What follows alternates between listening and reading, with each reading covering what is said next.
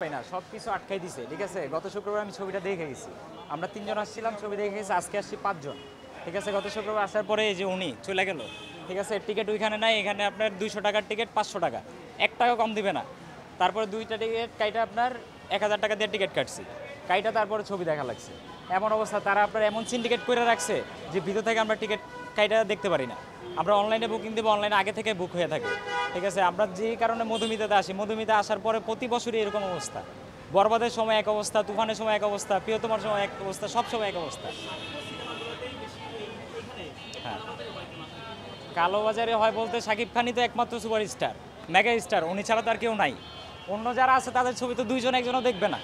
আর শাকিব খানের ছবি হলে তো সবাই দেখি আমরা, একদম রিক্সাওয়ালা থেকে শুরু করে কোটিপতি সহ আসে। তো ওই জায়গা থেকে দেখতে গেলে আপনার সবাই মানে চিন্তা করে যে তারা কালোবাজারি করে ইয়া করবে, আর ওনারা সিন্ডিকেট আছে যারা টিকিট কাটে, তারা আলাদা কিছু টাকা পায়, টাকা কমিশন পাওয়ার কারণে তারা এই কাজগুলো করে। ওই লোকগুলো বলতে আমরা এই যে একজনের মাত্র যারা অভিযোগ দিল, যারা আপনারা ইয়া করলেন, সে একজন আছে, ওনার কাছ থেকে আমি কাটছি। আরও দুইজন আছে দাড়িওয়ালা, এই গত ইয়াতে রমজানে, হ্যাঁ, বরবাদের সময়।